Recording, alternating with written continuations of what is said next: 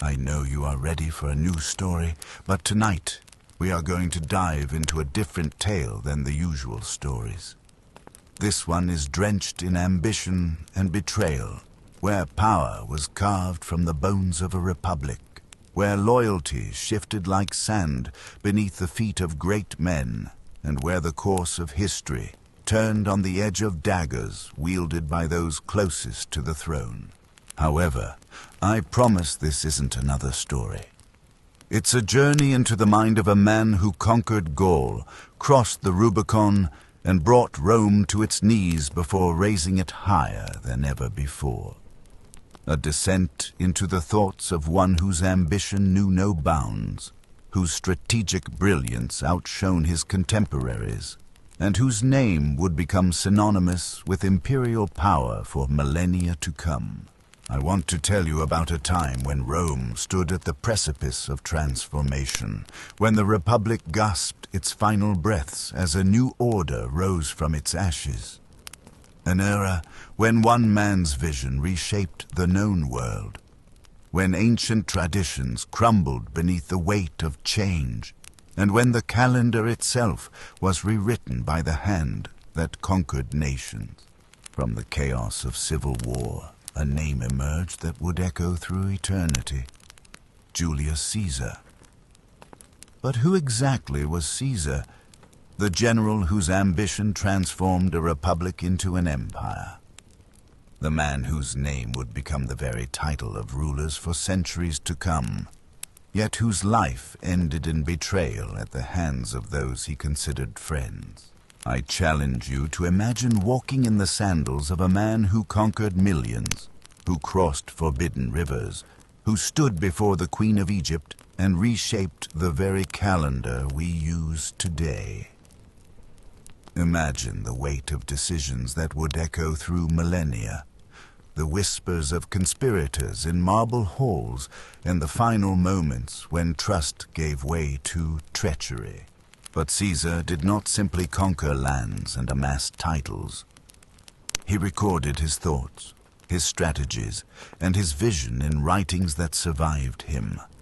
Through his own words, we glimpse not just the conqueror, but the man, calculating yet merciful, ambitious yet pragmatic, a leader who understood that true power lay not just in military might, but in the hearts and minds of both allies and enemies.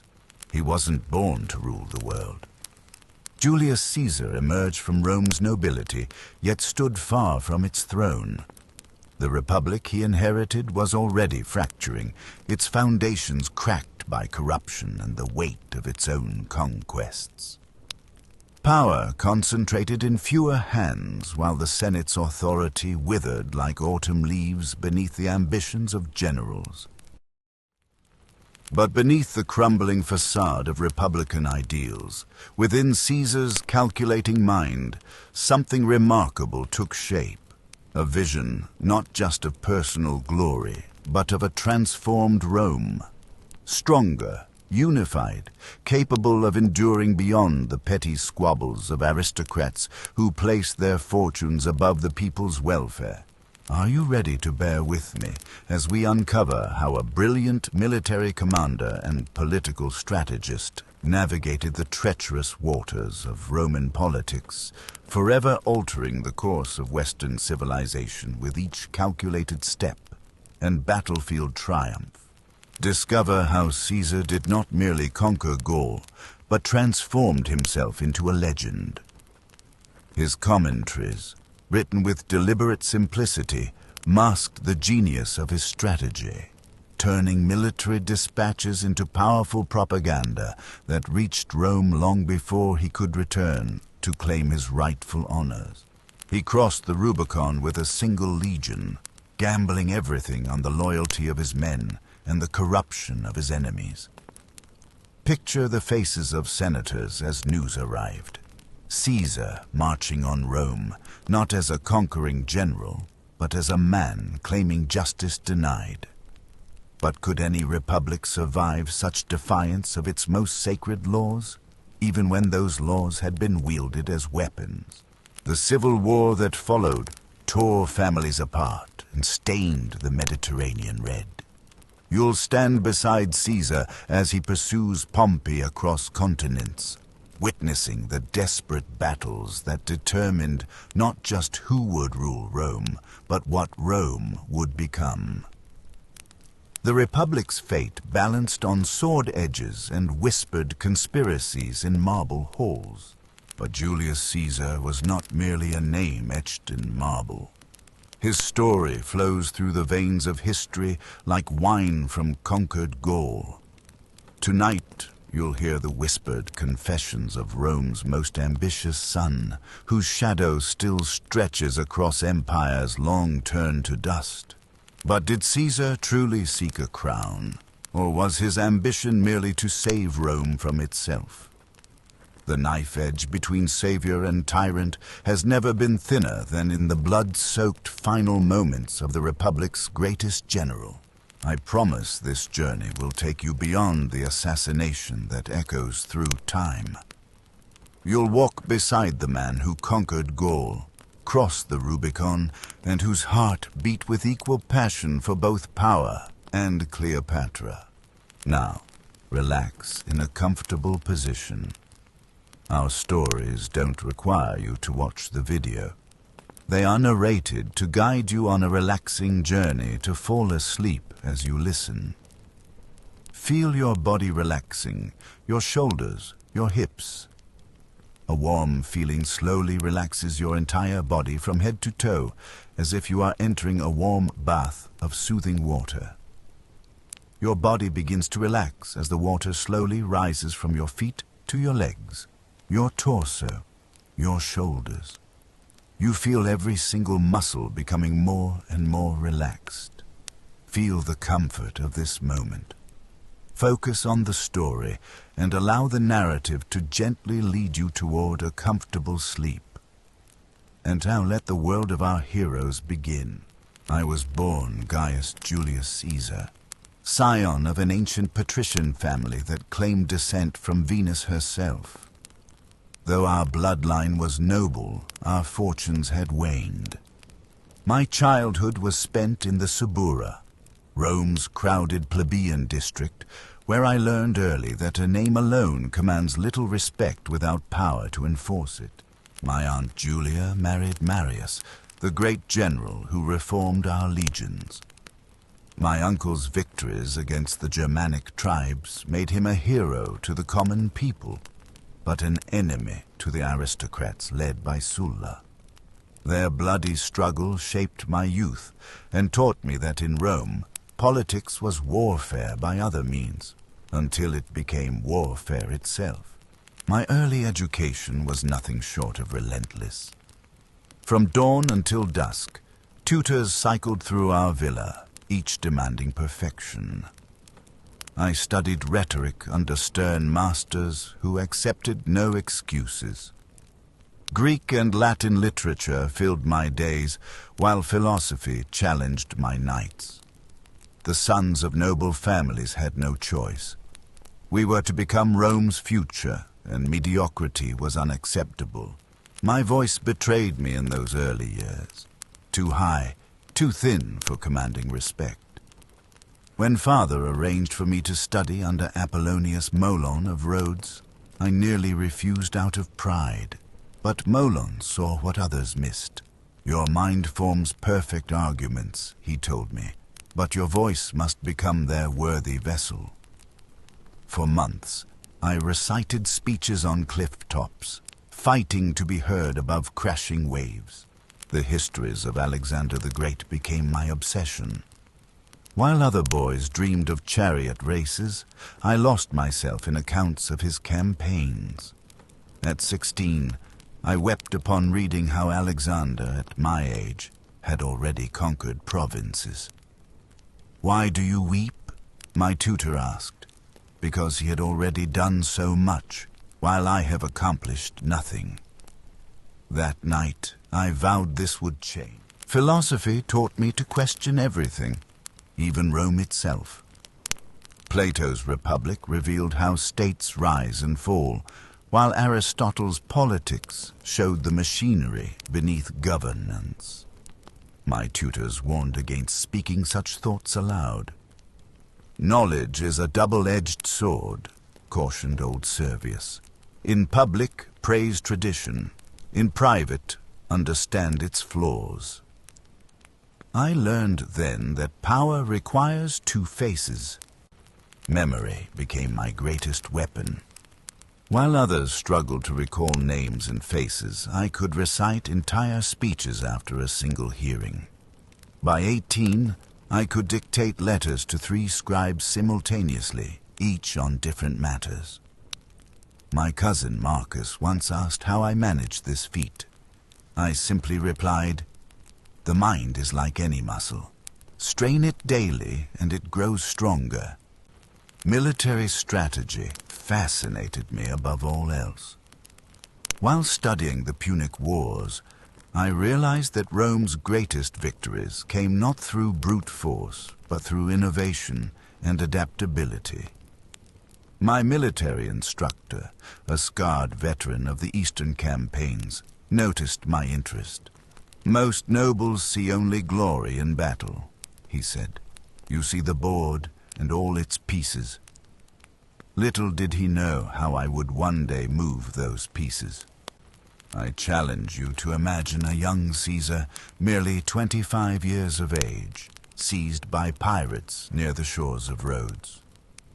Picture not a frightened captive, but a nobleman who carried himself with such audacity that his captors were left bewildered. When these sea bandits demanded 20 talents for my ransom, I laughed in their faces. 20 talents for Julius Caesar. An insult. 50 talents, I told them firmly. I am worth no less than 50.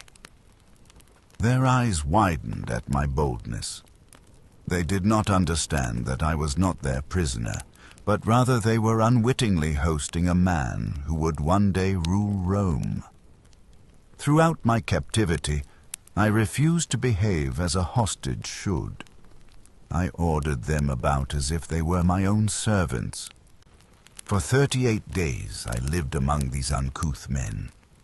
When I wished to sleep, I demanded silence. When I composed speeches and poetry, I gathered them to listen. They applauded my performances, though I called them illiterate barbarians when their appreciation seemed lacking. They found this amusing, not realizing I spoke nothing but truth.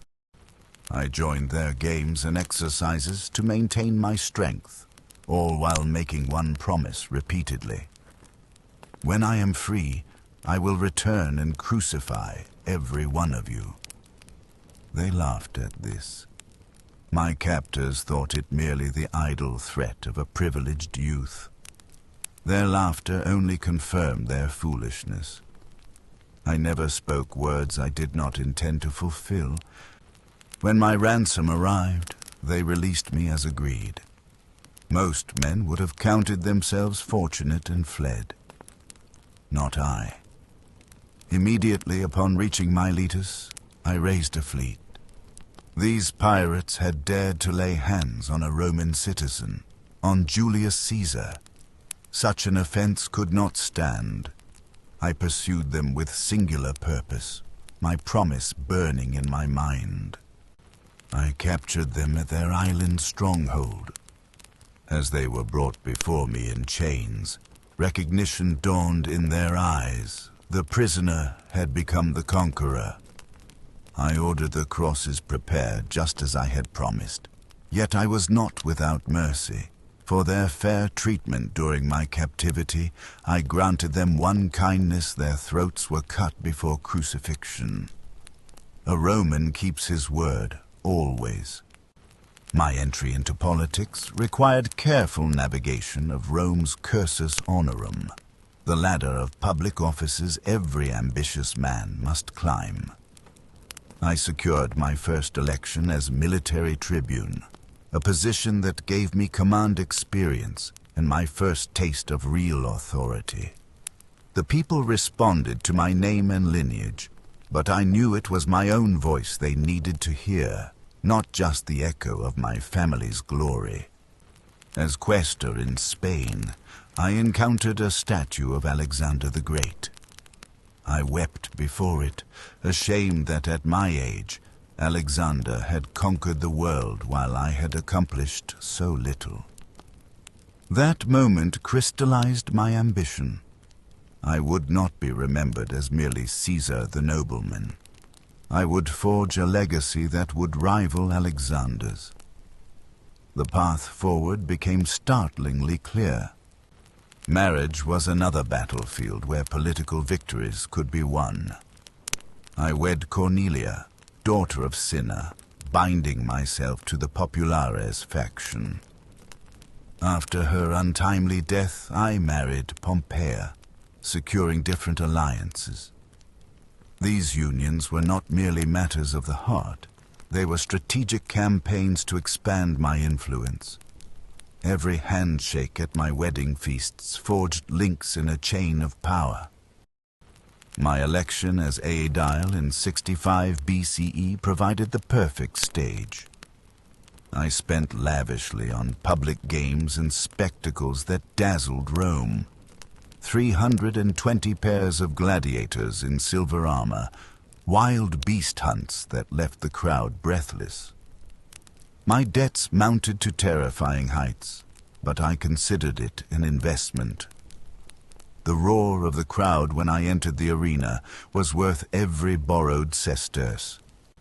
While other patricians sneered at courting the common people, I embraced it. I walked among the plebeians, learned their names, listened to their grievances. My alignment with the Populares faction was not merely political. I truly believed Rome's strength lay in all her people, not just the privileged few. The Senate feared this approach, as they should have. Power was shifting beneath their feet. The traditional politicians of Rome failed to understand what I grasped intuitively, that true power required both aristocratic connections and the love of the people. Each step I took up the cursus honorum was calculated, each alliance and public appearance designed with purpose. I was creating a new kind of Roman politician, one who could speak to both the Senate and the street with equal authority. The position of Pontifex Maximus beckoned to me like the sweetest of sirens. In 63 BCE, I set my sights on Rome's highest religious office, a lifetime appointment that would grant me not only spiritual authority, but a magnificent residence in the Forum itself. My competitors were formidable, two elder statesmen with decades more experience and connections that reached into every corner of Roman society. My youth should have been a disadvantage. Most men achieved this honor only after decades of service. Yet I recognized what others failed to see. Rome's spiritual leadership was merely another battlefield for political dominance. I borrowed vast sums to finance my campaign, hosting lavish banquets where wine flowed as freely as my promises. My creditors grew nervous, but I remained resolute. The morning of the election, my mother Aurelia accompanied me to the door. Her eyes betrayed concern at the financial abyss I had created. "Mother," I told her with a confidence I only partly felt, "today I shall return as Pontifex Maximus, or not return at all. The weight of my debts would force me into exile if I failed. Every avenue of retreat had been deliberately burned. The duties of the office were numerous, overseeing the Vestal Virgins, maintaining the sacred calendar, and preserving ancient rituals that bound our republic to the gods. My opponents claimed I sought the position merely for its prestige. They were partly correct, though I never shared this publicly. What they failed to understand was my genuine reverence for tradition coupled with my vision for its political utility. Victory came by a narrower margin than history now records. I outmaneuvered my opponents through a network of supporters who whispered my praises in every corner of Rome. When the results were announced, I maintained a dignified composure, though inside my heart pounded with triumph. That night, I slept in my new official residence on the Via Sacra, the sacred road of Rome. As Pontifex Maximus, my words now carried the weight of divine authority. When I spoke on matters of state, even my enemies had to listen with at least the appearance of respect. The position became my platform, my shield, and my sword. In Rome, I had learned, religious and political power were two sides of the same coin, and I now controlled the mint that produced it. The year 63 BCE brought Rome to the edge of ruin. While I served as Pontifex Maximus, Cicero exposed Catiline's plot to overthrow the Republic through armed insurrection. The Senate chambers buzzed with fear as Cicero dramatically unveiled letters and testimonies. I watched him bask in adoration, wrapping himself in the mantle of Rome's savior while I calculated my position carefully. Catiline's plan was bold, if misguided. Debt cancellation, land redistribution, and new opportunities for the desperate. These were causes I sympathized with, though his methods repulsed me. When conspirators were captured, the Senate debated their fate with bloodthirsty enthusiasm. Cicero wanted swift executions without trials, revealing how easily Romans abandoned principle when frightened. I rose to speak against this dangerous precedent. Romans, I argued, our ancestors chose imprisonment over execution even for heinous crimes. Will we abandon our laws at the first sign of danger? My words fell on hostile ears.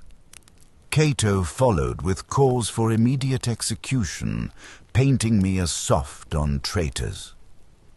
The Senate erupted in approval of his harshness. Whispers soon circulated that I myself had conspired with Catiline. Absurd.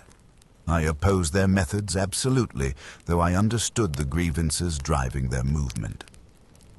A note was passed to Cicero during my speech, allegedly from me to the conspirators. He never revealed its contents, but his suspicious glances told me enough. My political enemies had found their weapon.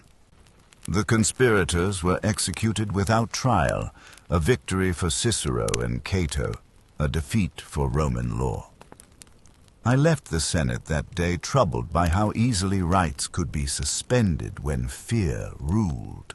My opposition marked me as dangerous to the optimates, yet insufficient for the populares, a precarious position, but one that taught me valuable lessons about wielding power in crisis. Cicero strutted through Rome for months afterward, calling himself father of the country. I bided my time. The conspiracy revealed Rome's fragility, how quickly our republic abandoned principle when threatened. The Senate proved willing to discard centuries of legal tradition for temporary security. This lesson stayed with me. Power in Rome belonged not to those with the best arguments, but to those who controlled fear.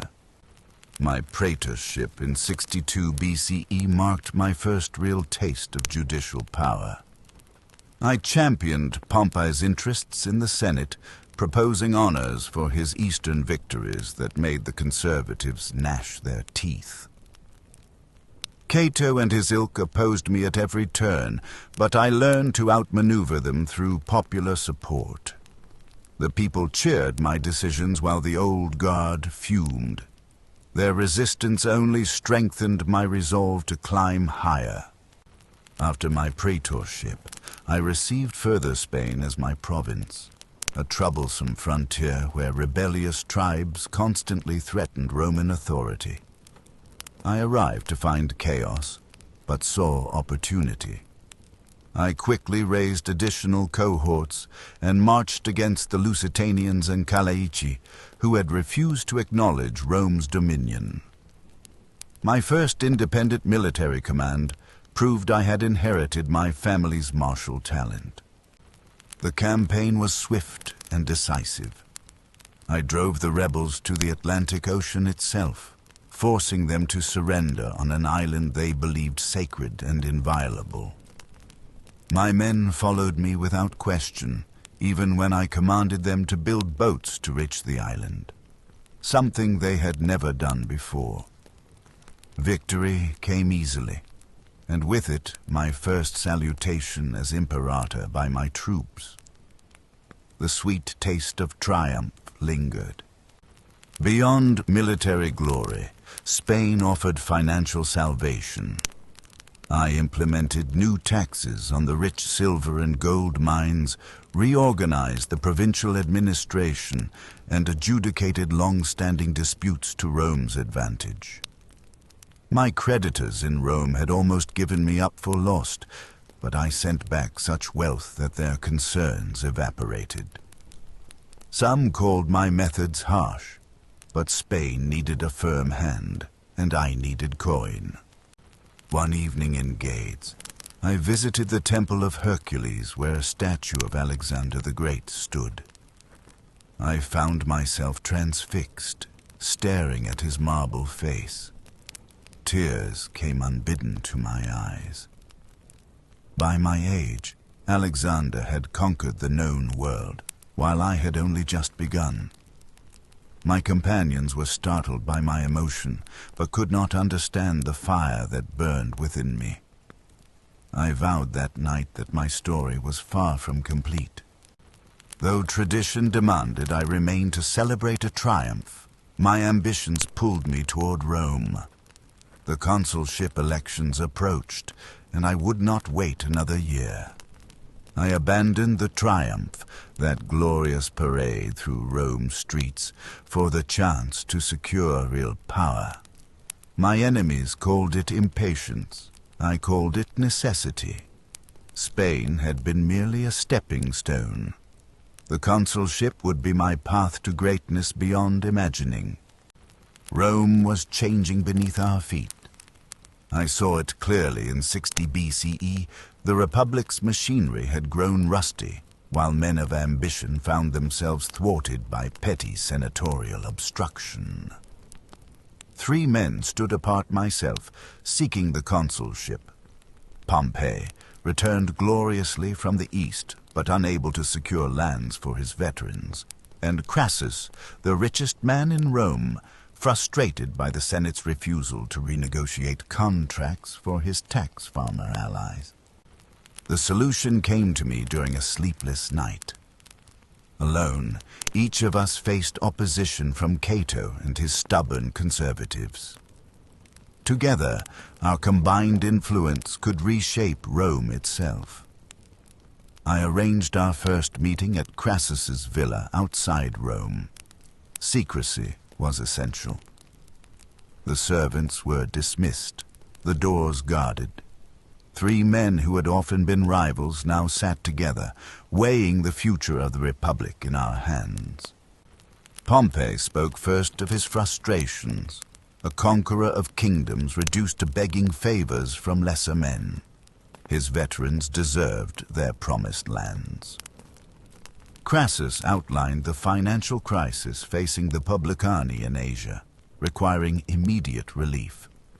I offered what they lacked political skill to navigate the Senate's treacherous waters.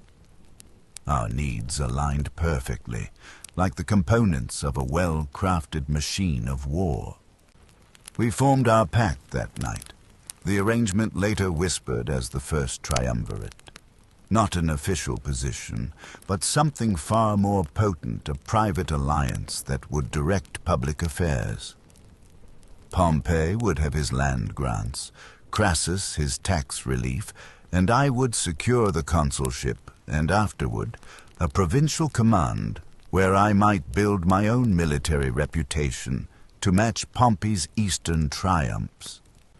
Did I foresee then how our alliance would transform Rome? Perhaps not fully. Yet I understood that the Republic's traditional forms had become hollow. Real power now flowed not from ancient institutions, but from men with legions, wealth, and popular support. Our triumvirate merely acknowledged this reality. I respected Pompey's military genius and Crassus's financial acumen, yet recognized neither possessed my political vision. We departed separately that night, our futures now intertwined. Pompey, ever conscious of appearances, worried about public perception. Crassus calculated profits with every breath. I alone, perhaps, saw beyond immediate advantage. The triumvirate was not merely a tool for personal advancement, but a stepping stone toward a new Rome. Whether my partners would remain allies or become obstacles, only time would tell. My consulship began with a bold promise to the people of Rome. The Senate had grown fat with privilege while veterans starved and citizens languished. When I took office in 59 BCE, the Optimates sneered that I would accomplish nothing. They called me radical, dangerous. I called myself necessary. Rome needed change, and I was determined to deliver it, even as my colleague Bibulus tried desperately to obstruct every measure I proposed. Bibulus became a nuisance, claiming bad omens to prevent voting on my agrarian law. I had him physically removed from the forum when he attempted this tired tactic. The people cheered as his lictors fasces were broken and dung was dumped on his head. From that day, wags joked about the consulship of Julius and Caesar, as if I alone held the office. Bibulus retreated to his home, emerging only to announce inauspicious omens. My agrarian bill distributed public lands to Pompey's veterans and the urban poor. The Optimates howled that I was buying loyalty, but I saw only justice in rewarding those who had expanded our empire. When Cato attempted his endless filibustering, I had him dragged to prison. The Senate was meant to serve Rome, not obstruct her progress. I bypassed their obstruction by taking my legislation directly to the popular assembly. I ratified Pompey's eastern settlements and secured tax relief for Crassus's business allies. Our triumvirate functioned perfectly, each of us getting what we needed, while Rome prospered. To strengthen our alliance, I gave my beloved daughter Julia to Pompey in marriage. He was twice her age, but treated her with genuine affection. This personal bond cemented our political union, though it pained me to part with her. My methods were forceful, yes. When the Senate blocked votes, Pompey's veterans created a persuasive presence in the forum. When religious objections were raised, I dismissed them as political theater. The old guard called this unconstitutional. I called it necessary reform. Rome's institutions had calcified, protecting wealth and privilege while ignoring the people's needs. Sometimes traditions must bend so the Republic can stand. I confess, I enjoyed outmaneuvering my enemies. Each morning, Cato and his faction would arrive with new schemes to block my legislation, and each evening they would leave defeated. The people's tribunes supported me. The assemblies voted for my bills, and Rome began to transform. By year's end, my consulship had accomplished more than a decade of previous administrations. The Optimates feared me more than ever, and they were right to do so. Through Vatinius's tribunate, I secured what no man had achieved before, a 5-year command of both Cisalpine and Transalpine Gaul. My enemies whispered of impropriety, but I saw only opportunity. Gaul was not merely an assignment, it was my destiny. The tribes beyond our borders were fractious, yet formidable, their warriors legendary. Conquering them would earn me glory that even Pompey might envy. I spent days studying reports of Gallic tribes, the Helvetii, Sequani, Aedui, learning their alliances and rivalries. Intelligence suggested the Helvetii planned migration, which would destabilize the region. Perfect. Rome always justified intervention when protecting her interests and allies. I memorized every mountain pass and river crossing. Unlike Crassus in Parthia, I would not march blind into foreign lands. I arranged my affairs in Rome meticulously. Clodius would serve as my eyes and ears in the Senate, while Balbus managed my financial interests. My dear Julia understood her marriage to Pompey secured our alliance.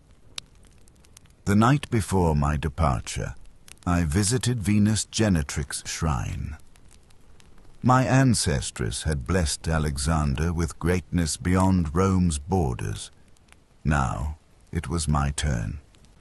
My political enemies celebrated my departure as exile. Fools. While Cato denounced me in the Forum, I would write my name in Gallic blood and Roman marble. Each victory would be commemorated, each battle detailed in my commentaries. I planned to send regular dispatches to Rome, not dry military reports, but vivid accounts that would keep my name on every citizen's lips. The Gauls were not mere barbarians, as many Romans believed. Their craftsmen created works of beauty. Their druids possessed ancient wisdom. Yet their warriors, fierce, proud, and undisciplined, would be no match for Roman legions under proper leadership. I selected my officers, carefully loyal men who would follow me beyond the borders of the known world if necessary. As my retinue prepared to depart Rome, I felt a curious lightness. The political arena had become a quagmire of obstruction and pettiness. On the battlefield, matters were simpler. Victory or defeat, life or death. Alexander had conquered the known world by my age.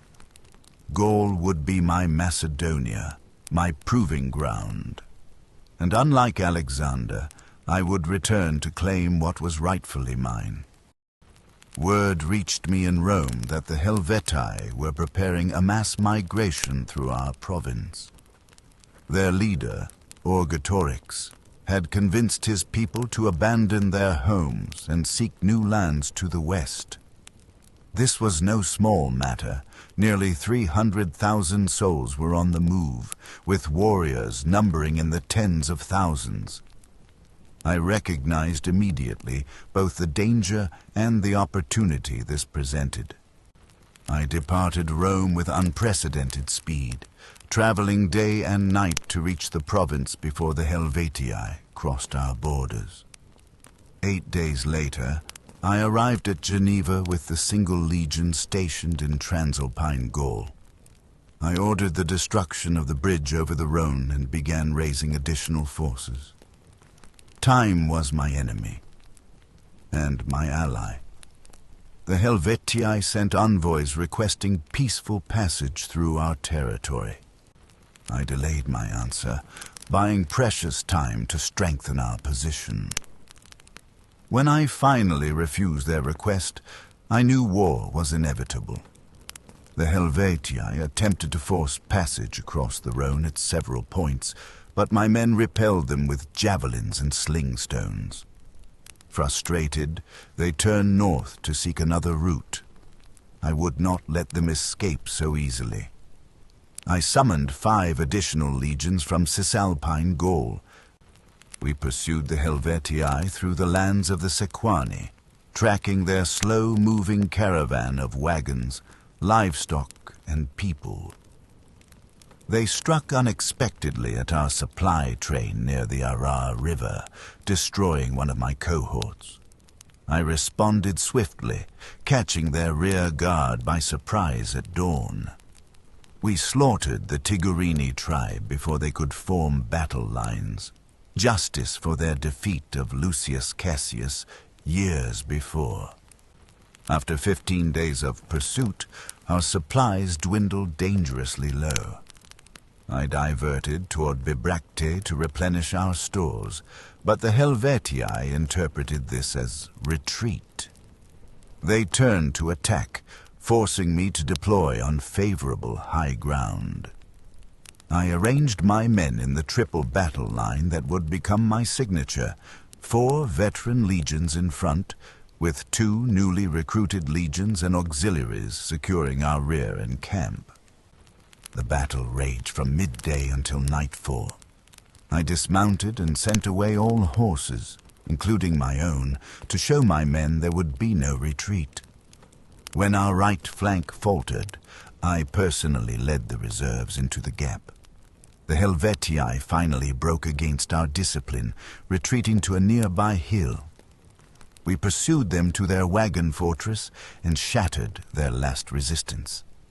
My first major victory was complete, a triumph that announced my arrival as Rome's newest military power. My victory over the Helvetii had barely settled when Gallic chieftains approached me in secret.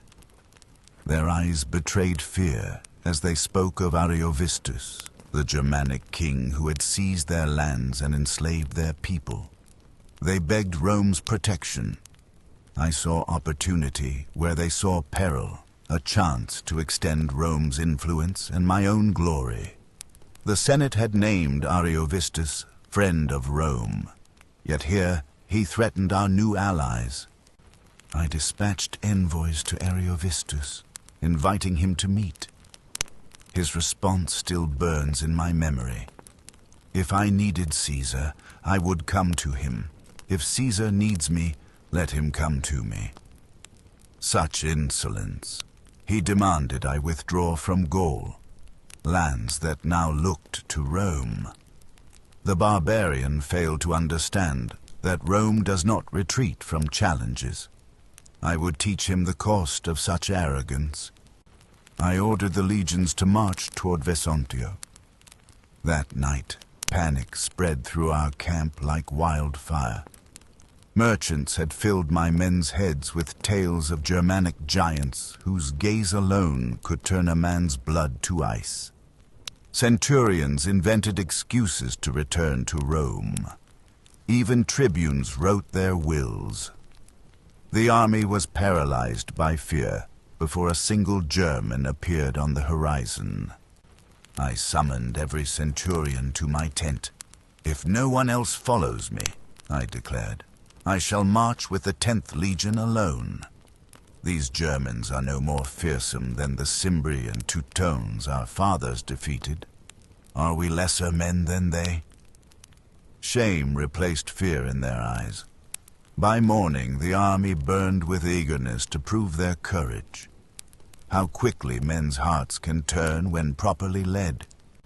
Ariovistus finally agreed to meet. We convened on a raised plain between our armies, each of us accompanied by mounted guards. The German towered over me, his yellow hair wild in the wind. Our words were measured but hostile. When his warriors grew restless, hurling spears toward us, I withdrew without showing fear. Diplomacy had failed. Only the clash of arms would settle this dispute. The battle that followed tested every tactic I had mastered. The Germans charged with savage courage, but Roman discipline prevailed. My legionaries thrust their pila into the enemy's shields, rendering them useless, then closed with swords. Ariovistus fled across the Rhine, his army shattered. Gaul now understood that Rome alone could protect them from the Germanic hordes, and I had found the perfect justification to remain. Word reached me of a troubling alliance forming in the north.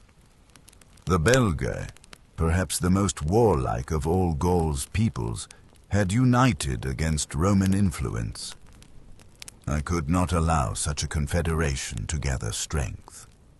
8 legions I summoned for the march northward, a show of force to make clear Rome's resolve. The tribes had gathered nearly 300,000 warriors, or so my scouts reported. An exaggeration, perhaps, but their numbers were formidable nonetheless. We made our first stand at the river Ain, where I ordered a camp established on favorable ground. The Belgae attempted to cross at a ford downstream, but my legionaries repelled them with volleys of pila and disciplined maneuvers. I observed how these northern tribes fought, brave but disorganized, their initial fury giving way to confusion.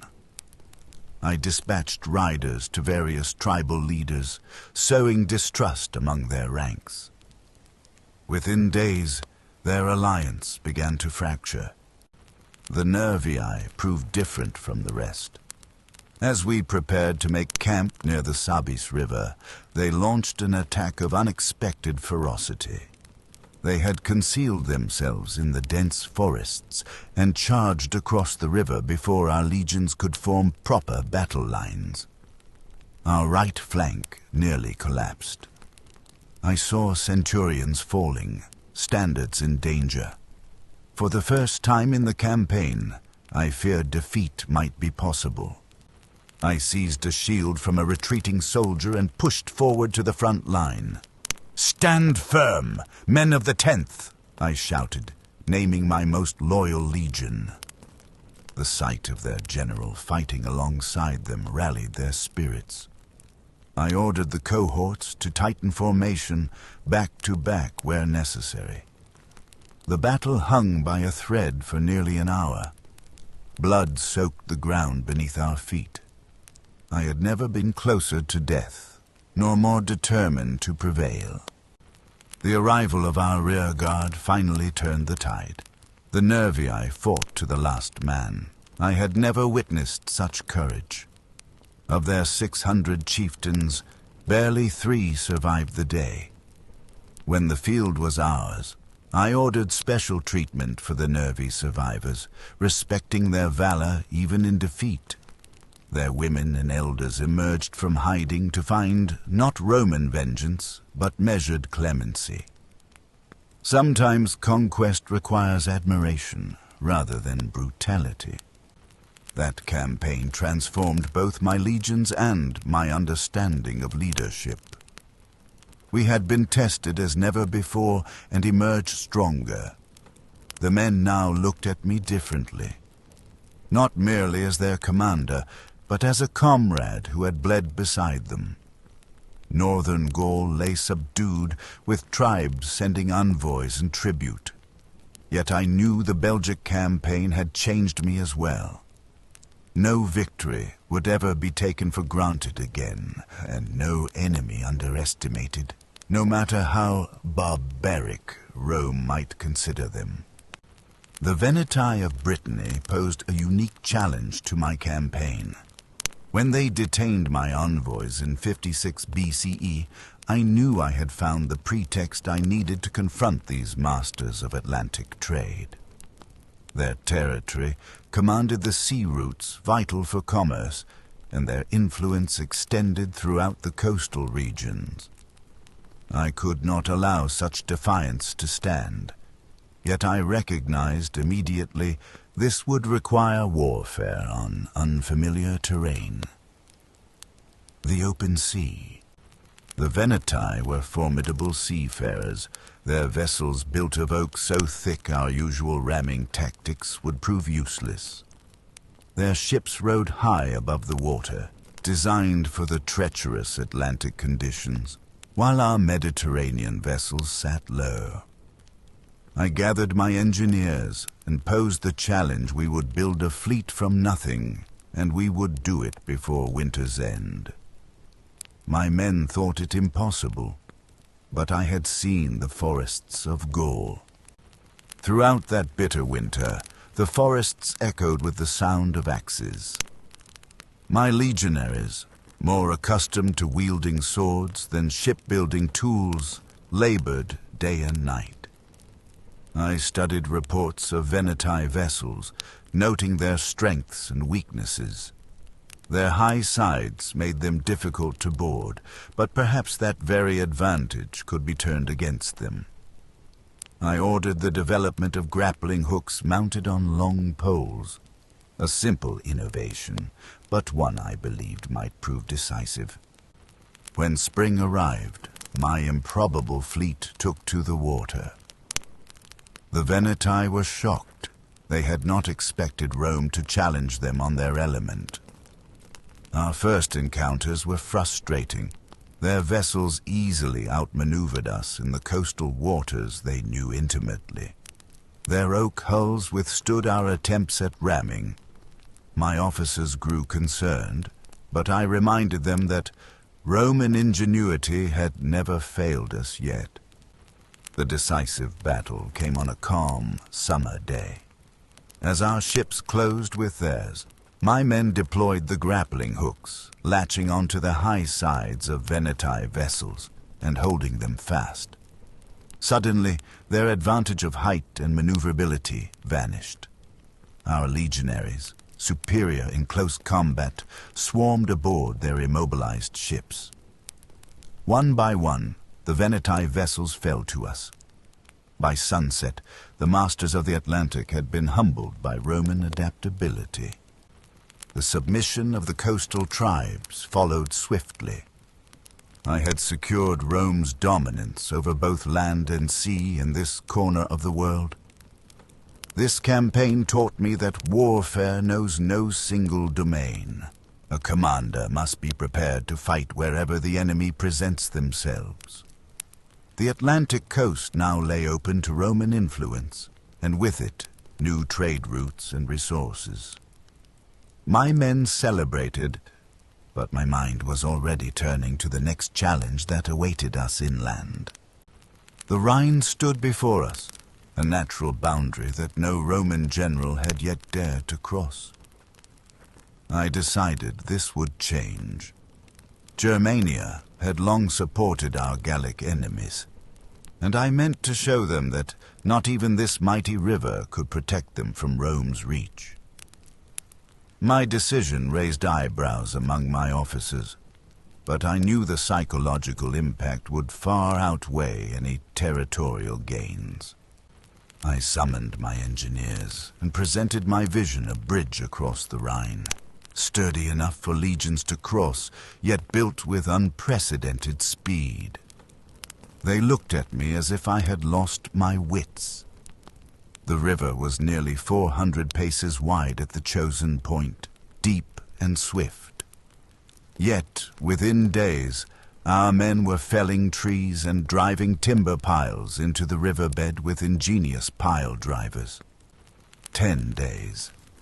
That was all it took to complete what many deemed impossible. The bridge stood as a testament to Roman engineering.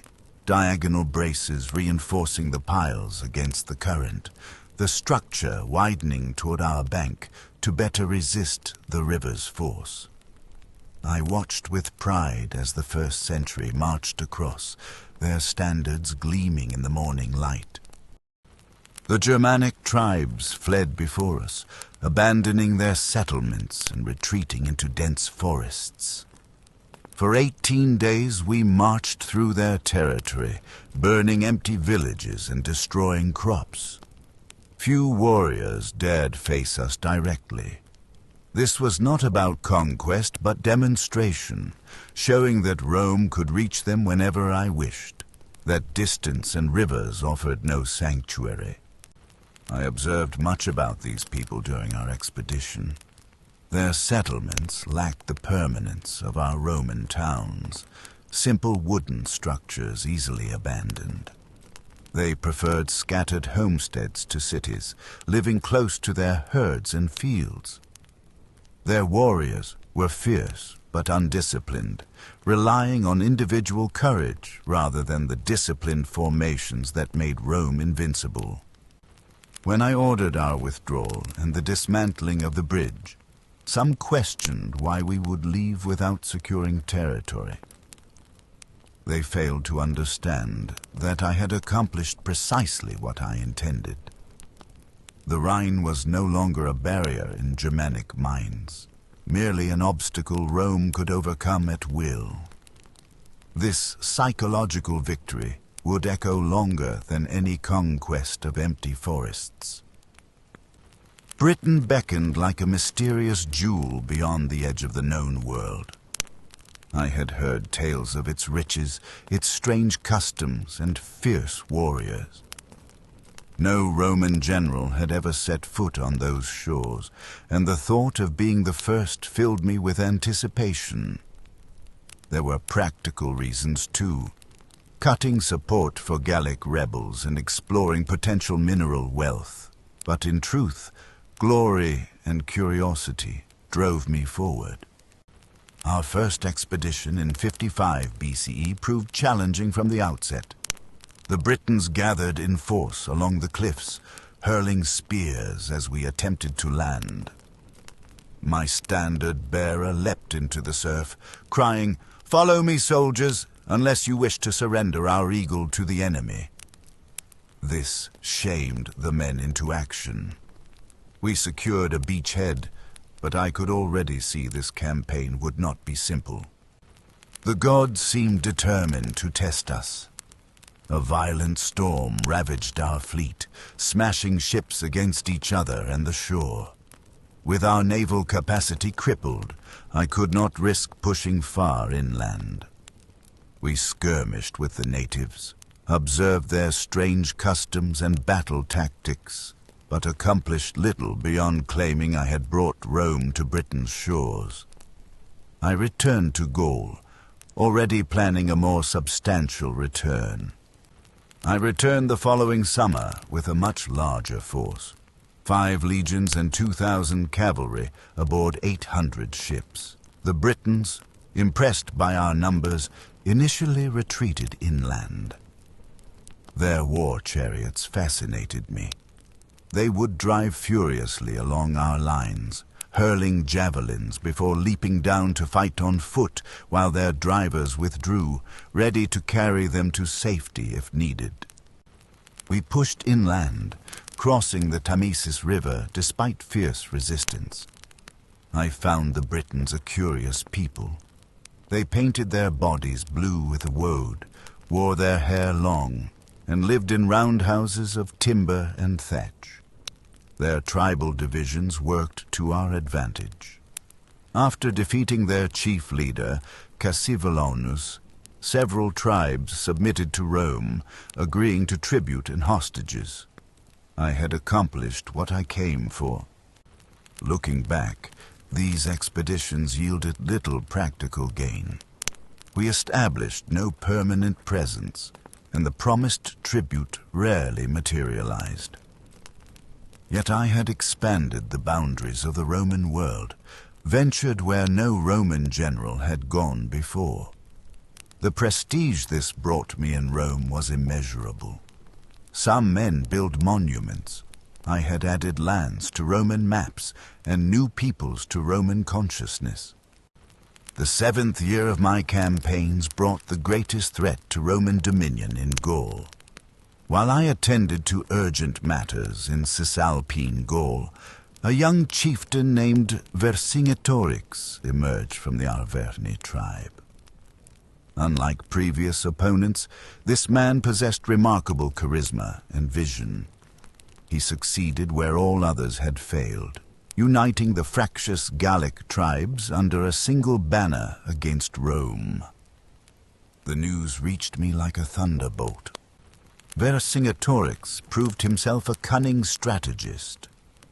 Rather than meeting my legions in open battle where Roman discipline prevailed, he adopted a scorched earth policy, burning fields, destroying bridges, and emptying granaries before my armies could reach them. My supply lines stretched dangerously thin. The rebellion began with blood at Cenabum, where Roman merchants were massacred. The message was clear. This was no ordinary tribal uprising. I could not allow this rebellion to gain momentum. Despite the winter snows, I crossed the Cevennes mountains with my men, cutting paths through drifts taller than a legionary. Many thought such a crossing impossible in January. This surprise gave me the advantage I desperately needed. I moved with unprecedented speed, gathering my scattered legions while Vercingetorix was still consolidating his forces. At Avaricum, I seized an opportunity. The town was well provisioned and defensible. Vercingetorix had wisely counseled his allies to burn it, but the Bituriges could not bear to destroy their most beautiful city. Their sentimentality became my advantage. After a difficult siege in terrible weather, my legions took the town. The supplies we captured there sustained us, but the victory was tempered by what followed at Gergovia. Gergovia marked my rare defeat. Perched high on its plateau, the fortress proved impregnable to my initial assault. My men, overeager after Avaricum, pressed the attack against my orders. We withdrew with heavy losses, a bitter lesson in the consequences of undisciplined advance. I concealed my concern from my officers, but privately I knew Vercingetorix had outgeneraled me. For the first time in Gaul, I tasted the possibility of failure. Fortune turned when Vercingetorix was forced to shelter his army at Alesia. Seeing my opportunity, I ordered the construction of circumvallation works, fortifications facing inward toward the fortress and outward to repel relief forces. In Vercingetorix, I recognized a worthy adversary whose strategic mind rivaled any I had encountered.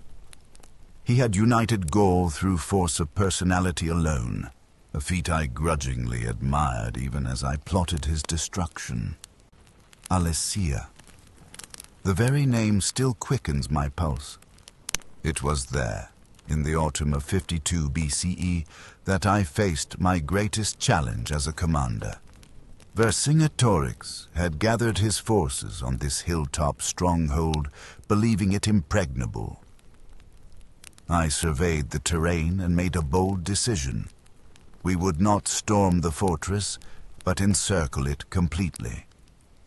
My engineers began work on a ring of fortifications 11 miles in circumference, with ditches, ramparts, and watchtowers.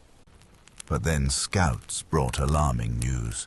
A massive Gallic relief army was gathering, over 250,000 warriors. I faced enemies before me and behind. My response? A second ring of fortifications facing outward, a feat never before attempted. We constructed ditches 15 feet wide, sharpened stakes concealed in pits, and 7-foot ramparts topped with palisades. My men worked day and night, knowing our survival depended on these walls. It was a masterpiece of Roman engineering. Inside Alesia, conditions deteriorated rapidly. Vercingetorix had not provisioned for a siege. In a move that still haunts me, he expelled the women, children, and elderly to conserve food. These poor souls approached our lines, begging for passage. I refused. Harsh, yes, but necessary. To feed them would prolong the siege. To let them pass would strengthen our enemy. War demands terrible choices. I watched as they perished in the no-man's land between our walls and their former home. The final battle came with fury from both sides. The relief army attacked our outer walls while Vercingetorix's men assaulted from within. I donned my crimson cloak, the one my men could recognize from afar, and rode to each threatened sector. Near the northern quadrant, our lines nearly broke. I led the reserves personally, plunging into the chaos. The fighting was desperate, hand to hand. I remember a young tribune falling beside me and seizing his shield to continue the fight. By sunset, the tide had turned. My cavalry, led by loyal Labienus, had circled behind the Gallic relief force, striking them from the rear. Their attack dissolved into panic. From the walls, Vercingetorix watched his last hope vanish. The next morning, he sent envoys.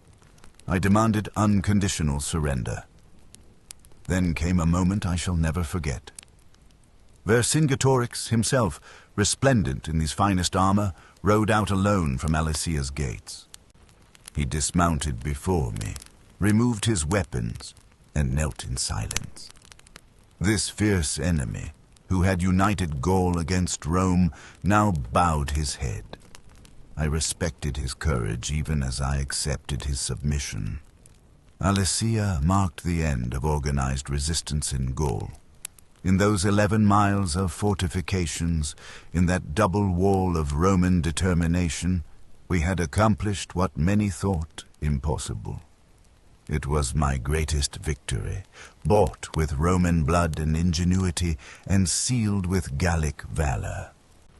The final campaigns of 51 and 50 BCE proved more tedious than glorious. I dispatched my legions to crush the last pockets of resistance across Gaul. Ambiorix still eluded me, though his Eburones were decimated. The Bellovaci rebellion collapsed after their defeat near the Sambre. I was determined to leave no ember of resistance that might flare once I departed. Gaul had to understand that Rome's authority was absolute and permanent. The numbers haunted my nights even as I celebrated them in public dispatches. 1 million Gauls dead. Another million taken in chains to slave markets.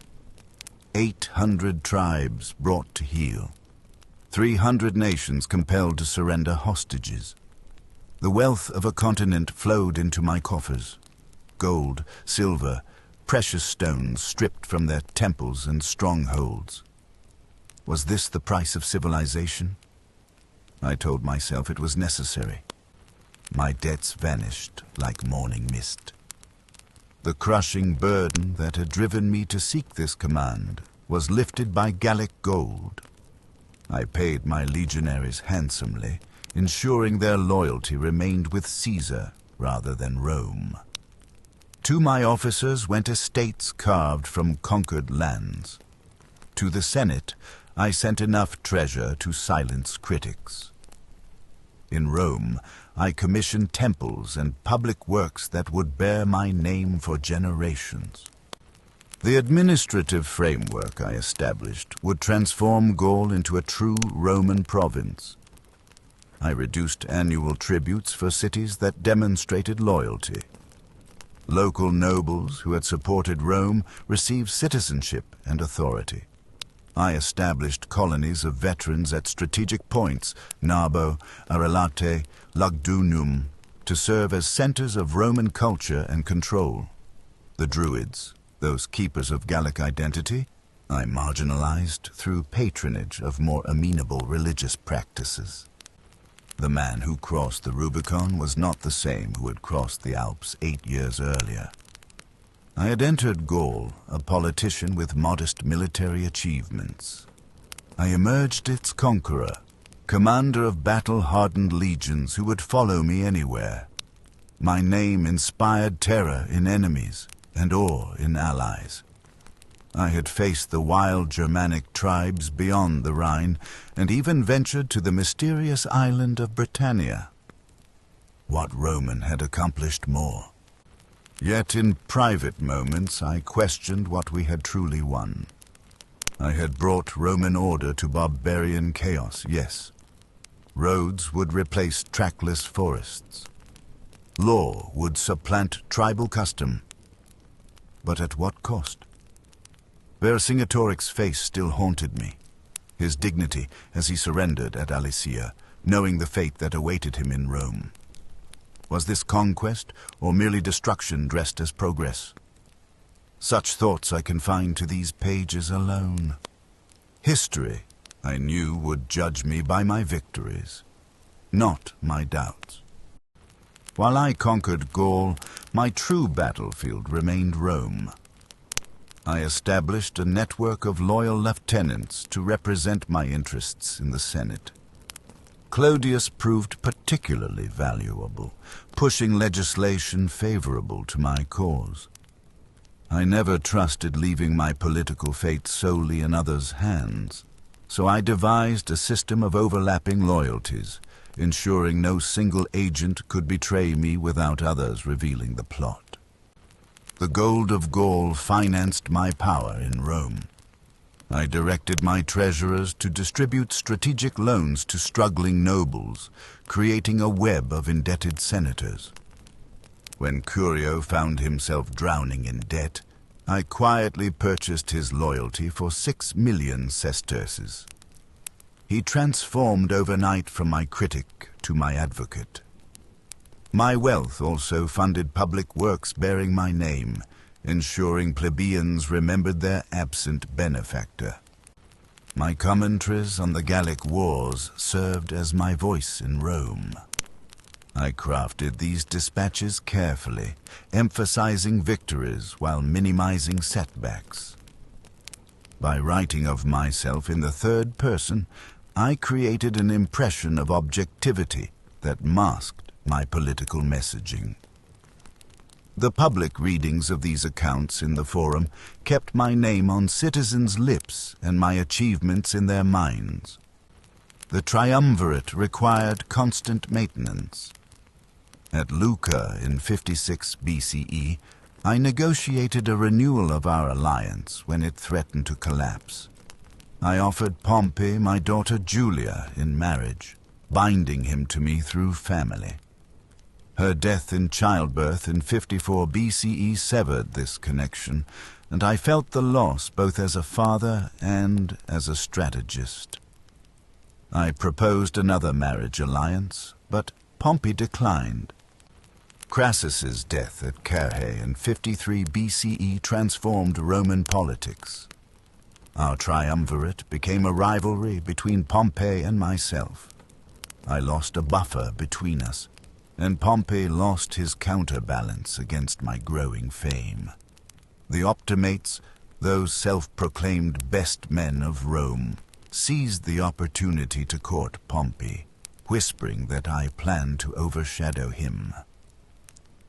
Slowly, my old ally became my greatest threat. Rome descended into chaos during my absence. When Clodius was murdered in 52 BCE, his supporters burned the Senate house in retaliation. The Senate appointed Pompey sole consul to restore order, an unprecedented position. I recognized the danger immediately. While I battled barbarians in Gaul, Pompey was becoming king in Rome. My enemies had found their champion, and the pieces were moving against me on the political board. My enemies in Rome grew bolder with each passing day. The Optimates demanded I relinquish my command and return as a private citizen, a transparent trap. Without my legions, I would face prosecution from men who feared my popularity. They wished to destroy me politically before I could stand for consul. I understood their game well. They sought not justice, but my elimination from Roman politics forever. I proposed reasonable compromises. Either allow me to stand for consul in absentia while maintaining my command, or have both Pompey and myself lay down our arms simultaneously. Fair solutions that preserve dignity for all parties. Yet the Optimates, led by Cato and Bibulus, rejected every offer. They wanted no peace, only my humiliation. Pompey, once my ally, now stood with them against me. Then came the final provocation. The Senate passed their ultimate decree, granting Pompey extraordinary powers to defend the Republic. Against whom? Against me, their imagined enemy. When the tribunes Mark Antony and Cassius vetoed this illegal action, they were threatened with violence and forced to flee Rome disguised as slaves. They arrived at my camp, living proof of constitutional rights trampled by those claiming to defend tradition. That night I paced my tent until dawn. The republic I loved had been seized by men who discarded its laws when inconvenient. The tribunes, sacred and inviolable by ancient tradition, had been driven from Rome for performing their duty. If I submitted, the Constitution itself would die. If I marched, civil war would follow. There was no middle path left. By morning, my decision was made.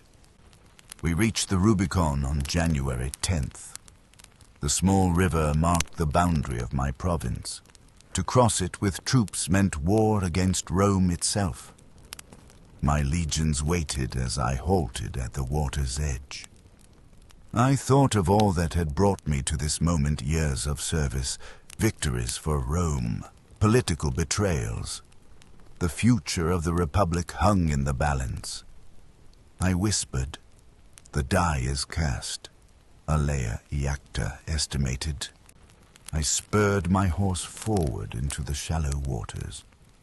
My men cheered and followed, the splash of thousands of boots breaking the morning silence.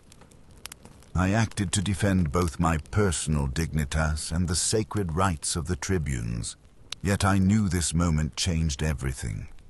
We were now rebels in the eyes of the Senate, marching against our own city. As we advanced toward Rome, I wondered if history would judge me defender or destroyer of the Republic. After crossing the Rubicon, I moved with a speed that shocked even my supporters. Rome erupted in panic. They had expected months of preparation, not days of action. My legions swept through northern Italy like a summer storm. Towns opened their gates without resistance. The swiftness was deliberate.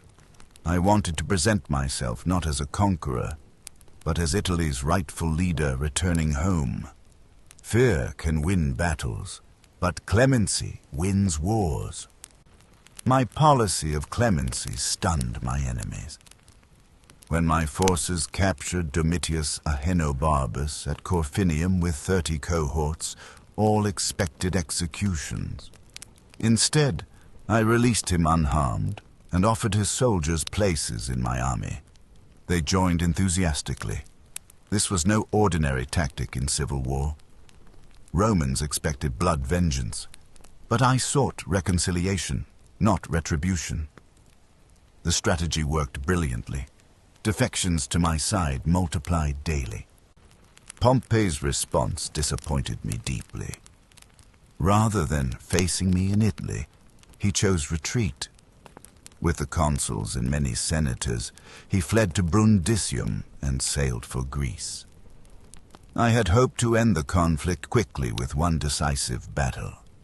Now, war would stretch across the Mediterranean. I pursued him to the coast, arriving just as his final ships disappeared over the horizon. The harbor was empty, save for the abandoned vessels he'd ordered burned. My entry into Rome carried none of the bloodshed many had feared. The city received me with wary relief. No proscriptions, no massacres. I needed funds for the campaign ahead and moved to secure the treasury. Tribune Metellus foolishly barred my path. "Stand aside," I told him. "It is harder for me to say this than to do it." He wisely yielded. I took what Rome owed its defender, no more. In 60 days, I had secured all of Italy without a pitched battle. Towns from Ariminum to Ancona had surrendered without bloodshed. Legions meant to oppose me now marched under my eagles. Yet I found little time to savor these victories. Political arrangements in Rome demanded attention. Friendly praetors appointed, the Senate reconvened, grain supplies secured. All while planning my next moves against Pompey's substantial forces gathering in the east. The Italian campaign taught me valuable lessons. Speed had proven more decisive than numbers. Clemency had proven more powerful than cruelty, yet the war had only begun. Pompey still commanded powerful legions and the resources of the East. The Mediterranean would become our battlefield. As I prepared to pursue him, I reflected that crossing the Rubicon had indeed been the easier part. The die was cast, but the game remained unfinished. After crossing the Rubicon, I faced a critical decision. Pompey had fled to Greece, but his veteran legions remained in Spain, loyal and dangerous. I could not pursue him eastward with such a threat at my back. We must secure Spain first, I told my officers. A general who ignores threats to his rear invites disaster. The Spanish campaign would be difficult, but necessary. Pompey's Spanish forces were commanded by experienced lieutenants Afranius and Petreius. I marched swiftly to Spain in April of 49 BCE, leaving Rome secured behind me. The terrain we encountered was harsh and unforgiving. Mountains that seemed to touch the heavens, rivers swollen with spring rains. Near Ilerda, we found Afranius and Petreius entrenched in a formidable position. They commanded 7 legions of Pompey's veterans, well supplied and holding the high ground. Our first skirmishes proved the quality of our opposition. Supply problems plagued us immediately. A sudden storm destroyed the bridges we had built across the river Sicoris, cutting us off from our supply lines. My men faced hunger, while our enemies watched from their well-provisioned heights. Rather than retreat, I ordered the construction of light boats similar to those I had seen in Britain. We will adapt and overcome, I told my centurions. Rome's eagles do not turn back because of rain and rivers. The decisive moment came not through direct battle, but through maneuver.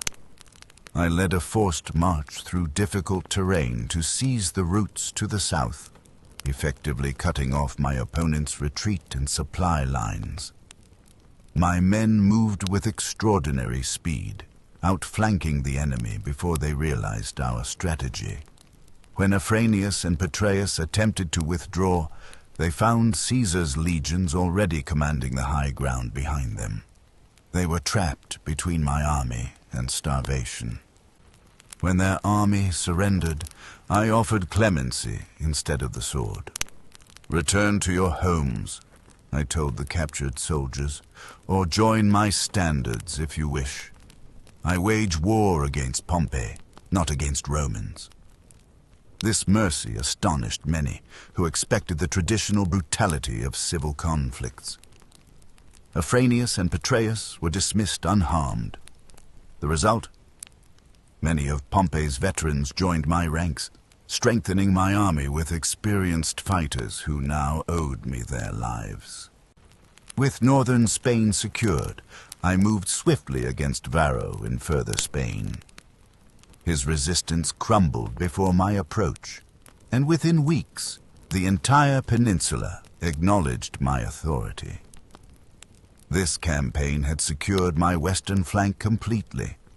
As I prepared to finally confront Pompey in Greece, I reflected that our success came more from strategic thinking than bloodshed.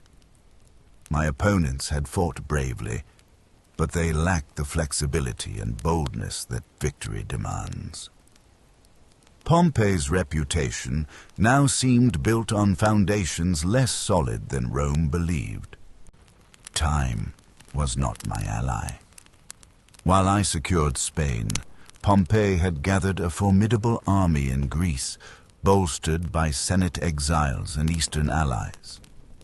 Reports reached me of his growing strength daily. Winter had set in, but I could not afford to wait for spring. The seas would be treacherous, yet delay seemed the greater peril. I summoned my officers and declared my intention.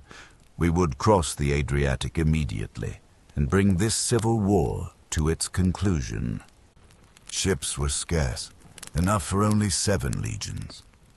I would cross first with this vanguard and send the vessels back for Mark Antony and the remaining forces. My generals protested the risk, but I silenced them with a glance. Pompey's naval blockade patrolled the waters, and winter storms raged across the Adriatic. Yet fortune favors the bold, and I had always trusted in my star. We embarked under cover of night, our torches extinguished, to avoid detection. The crossing proved as perilous as expected. Midway, a violent tempest struck our fleet. Waves crashed over our decks, and the captain, face pale with terror, suggested we turn back. "Do you not know who you carry?" I demanded, standing firm despite the pitching deck. "You carry Caesar and his fortune." The man's eyes widened, but he held course through the howling gale. By dawn, the storm abated, and Greece appeared on the horizon. We landed near Palaeste, evading Pompey's patrols through sheer fortune. I immediately dispatched the ships to retrieve Antony and the remaining troops, but adverse winds prevented their return. Days passed with no sign of reinforcements. My position grew precarious. I commanded only a fraction of Pompey's forces, and news of my arrival spread quickly. I sent envoys to Pompey with peace proposals, though I knew his answer before it came. Pompey rejected my terms as expected. He had the advantage and knew it well. His forces surrounded us, cutting off forage and supplies.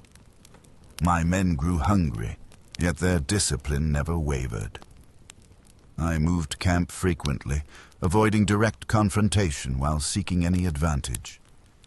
Each night I paced alone, calculating odds and possibilities. Had I finally overreached? The question haunted me, though I revealed no doubt to my officers. After weeks of anxious waiting, sails appeared on the horizon. Antony had finally broken through with the remainder of my army. Pompey, realizing his opportunity lost, withdrew to higher ground. That night, as my reunited forces celebrated, I reflected on the gamble I had taken. Some called it reckless, but I knew better. In war, as in politics, boldness creates its own fortune.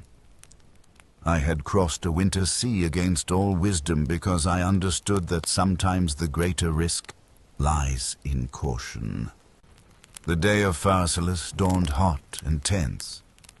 For weeks I had maneuvered to force Pompey into battle while he stubbornly refused, content to starve us with his superior numbers. My men grew weary, and our supplies dwindled. I reluctantly ordered preparations for withdrawal, knowing it would expose us to attack. Pompey, seeing his opportunity, finally deployed his forces on favorable ground. The decisive moment I had both sought and dreaded had arrived. I surveyed the battlefield with clear eyes. Pompey's forces outnumbered mine by nearly 2-to-1, with his mighty cavalry massed on his left flank, poised to sweep around and crush us. But I had anticipated this. While my men formed the traditional 3 lines, I secretly positioned the 4th line of my most battle-hardened veterans, concealed behind our right wing. My centurions watched me questioningly as I explained this unorthodox tactic. The battle began with the usual exchange of javelins, but I held our charge until the last moment. When Pompey's cavalry thundered forward, I signaled my hidden 4th line. They rose as one and advanced with disciplined precision, thrusting their pila upward at the faces of the mounted men. "Strike at their faces," I had ordered. "Those pretty nobles fear scars more than death." The effect was immediate. Horses reared, riders hesitated, and their charge faltered. What followed was chaos transformed by discipline. Pompey's cavalry, expecting an easy victory, broke in confusion against my veterans. I immediately ordered my reserves to wheel and strike Pompey's exposed left flank. The tide turned visibly. A wave of panic swept through his ranks. I watched men who had dined in my home, who had called me friend, now fleeing before my legions.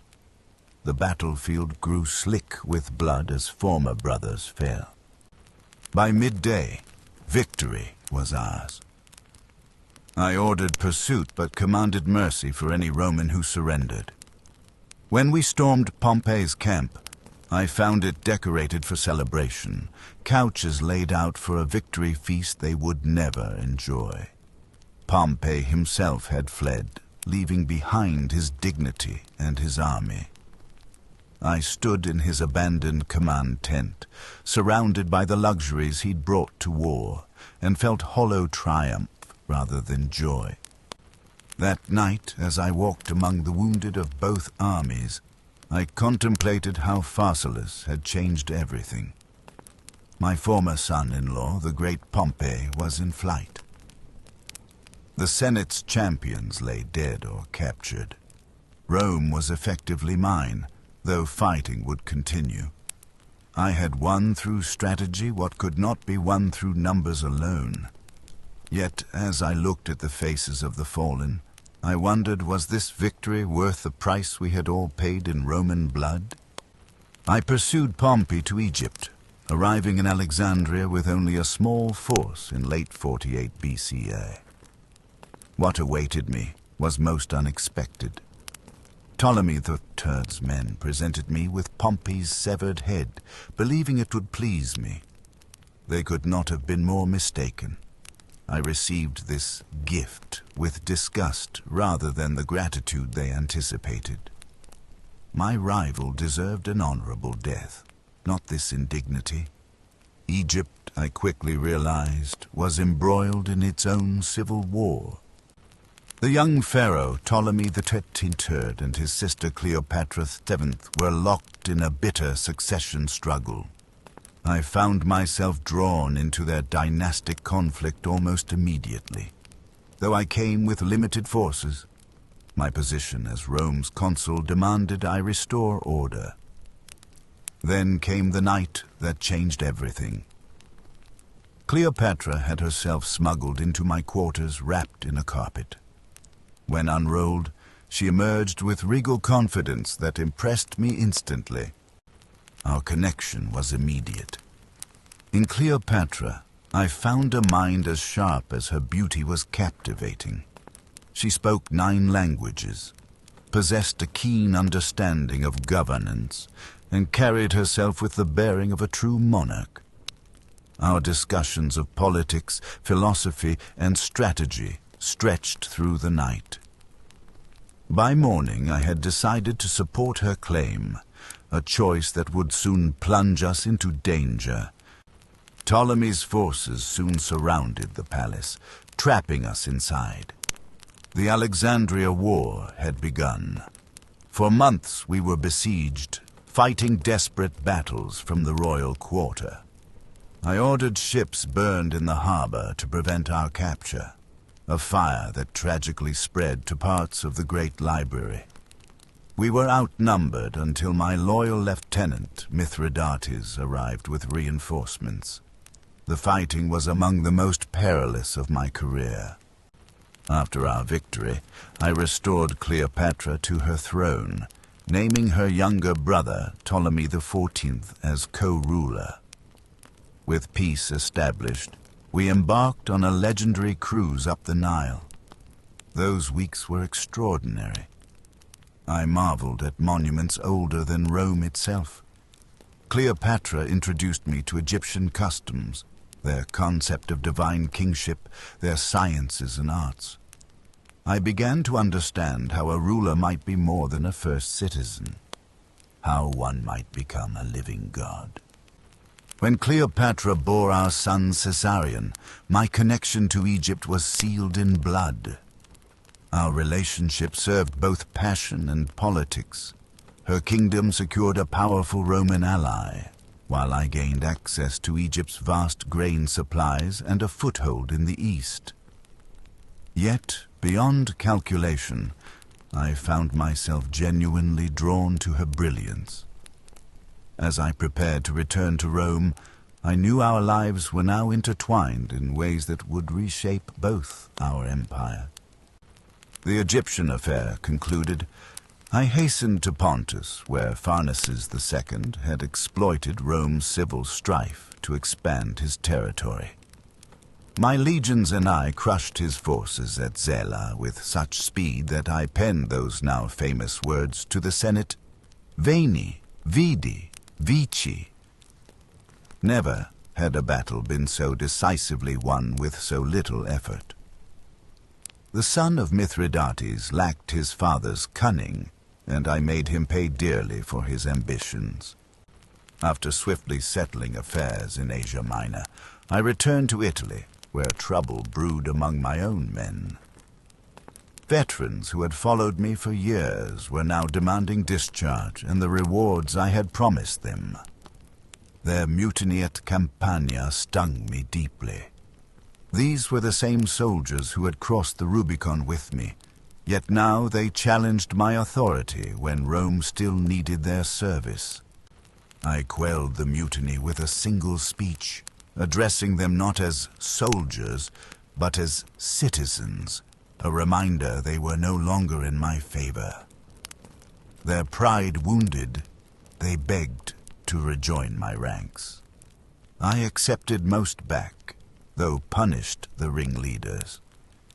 We soon sailed for North Africa, where Scipio and Cato had gathered the remaining Pompeian forces.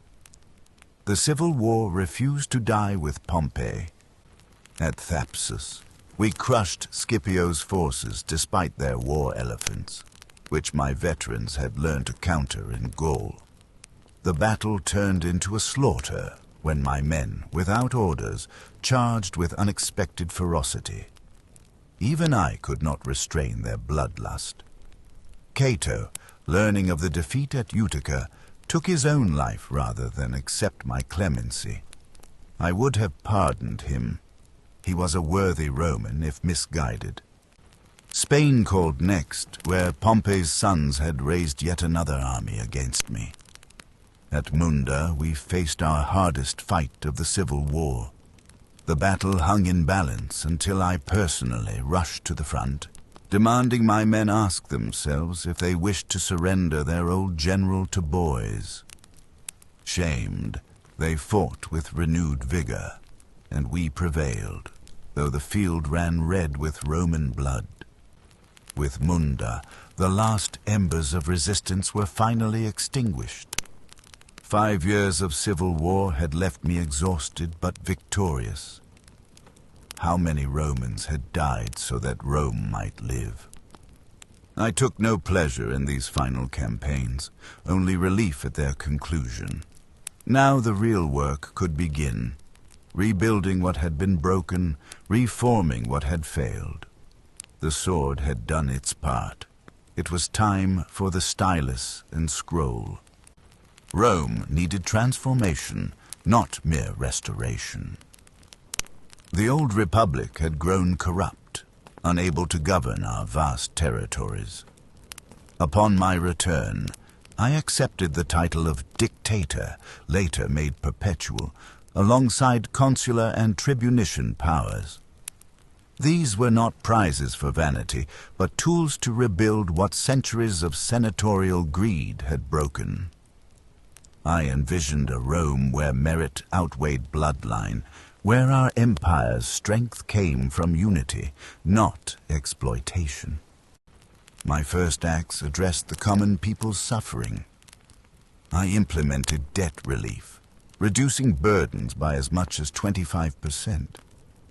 Veterans who had followed me through Gaul and Civil War received land in colonies throughout the provinces, securing our borders while rewarding their loyalty. The calendar itself required correction. The seasons no longer aligned with our months. My astronomers created what some already called the Julian calendar, bringing order even to time itself. The Senate had grown stagnant, a club of Italian aristocrats disconnected from our empire's reality. I expanded its membership to 800, including provincial elites from Gaul and Spain. Some old families sneered at these barbarians in togas, but I saw the future, a Rome drawing strength from all its peoples. Citizenship itself I extended more generously, particularly to scholars and physicians, regardless of origin. Rome's greatness would come from talent, not birthright. Rome's physical transformation mirrored its political one. I commissioned a new forum adjacent to the old, with a temple to Venus Genetrix honoring my divine ancestress. The Basilica. Julia rose along the Forum Romanum, a grand space for commerce and law. The old rostra I rebuilt and planned a massive library to rival Alexandria's. Rome's appearance would finally match its greatness, a city of marble, not crumbling brick. My vision extended beyond Rome's immediate needs. I planned to drain the Pontine marshes, converting disease-ridden swamps into fertile farmland. Ostia would gain a proper harbor worthy of Rome's commercial power. The Isthmus of Corinth I would cut through with a canal, revolutionizing Mediterranean trade. And yes, a campaign against Parthia would avenge Crassus's humiliation and secure our eastern frontier. These were not dreams but blueprints, requiring only time. My enemies called me king, but they misunderstood my purpose. I sought not a crown, but a cure for Rome's afflictions. The Republic had served its time, but could no longer govern an empire. Something new was needed. A system where power answered to merit and responsibility, not merely tradition. Perhaps I moved too quickly. Perhaps I failed to disguise ambition as humility. Whatever mistakes I made, I believed then as now Rome's greatness demanded bold vision, not cautious preservation. That day at the Lupercalia festival haunts my memories still. February's chill hung in the air as Antony approached me before the crowd, that gleaming diadem extended in his hands. The people fell silent. I could feel thousands of eyes upon me, waiting. Did they expect me to take it? To place the symbol of kingship upon my head and declare what many whispered I already was? I pushed it away. I am not king, but Caesar, I declared, and the crowd erupted in approval. They understood what perhaps Antony did not. Rome's hatred of monarchy runs deeper than reason. I ordered the diadem placed in Jupiter's temple, a more fitting home. Was it theater? Perhaps, but necessary theater. The power I wielded already exceeded any king's, yet that simple word, Rex, would have been my undoing. They whisper, I desire the crown in private while refusing it in public. They do not understand. I have spent my life in service to Rome, transforming her from a corrupt republic into something greater. The golden throne, the triumphal robes I wore in the Senate, these were not vanity, but symbols of a new authority Rome desperately needed. The old ways were dying. I merely hastened their end. My image on coins startled many. No living Roman had dared such a thing before. Yet how else to cement the new order? The Senate heaped honors upon me. Some I accepted, others I declined. Each decision balanced on a knife's edge. Too much humility would appear weak. Too much grandeur would feed their fears. I walked this line daily, knowing one misstep could undo all I had built. The irony does not escape me. I exercise powers no king of old could imagine, yet must reject the title that would honestly name what I am. Rome needs a single ruler. Her territory is too vast, her problems too complex for squabbling senators who think only of their purses. Yet Romans would rather be ruled by a dictator perpetuo than a rex. The substance matters less than the form. What system can I leave that will endure? This question plagues my nights. The Republic is dead in all but name, yet I cannot simply declare it so. I must create something new while pretending to preserve the old. My enemies understand this dilemma all too well. I see it in their eyes during Senate meetings, that calculating look. They fear what I might become, yet more, they fear I already am it. The Senate's decrees regarding my divine status began modestly, then grew to astonish even me. First came honorary titles, then a temple was commissioned in my name. To Divine Julius, they called it. I found it peculiar to hear my name spoken with such reverence. The notion of my divinity seemed to satisfy something in the Roman spirit, a need for leadership that transcended mere mortality. Perhaps they saw in me what they desperately needed, a bridge between their earthly troubles and divine salvation. My family had long claimed descent from Venus through my ancestor Julius, son of Aeneas. As Pontifex Maximus, I understood the power of religious symbolism better than most. When they erected statues inscribed "To the Unconquered God," I permitted it. Was this hubris? Perhaps. But I recognized how divine association strengthened my position when so many forces worked to undermine it. The Roman people needed someone to embody both worldly and divine authority in those uncertain times. The Senate established a priesthood dedicated to my worship, the Flamines Juliales. I watched men who once debated me as equals now performing rituals in my honor. The irony was not lost on me. These were unprecedented honors for a living Roman, though deification after death was an established tradition. I wondered often, were these genuine expressions of reverence, or merely political maneuvers to curry my favor? The line between divinity and dictatorship had never seemed so thin. Did I believe myself divine? I pondered this question in private moments. I had experienced extraordinary fortune throughout my campaigns, surviving situations that should have meant certain death. Was this mere luck, or something more? I felt guided by something beyond myself, a special destiny, perhaps. Yet I remained pragmatic enough to recognize the political utility of divine association. The boundaries between my private beliefs and public persona blurred with each passing day. I could not have foreseen how the heavens themselves would seem to confirm my divinity after my death.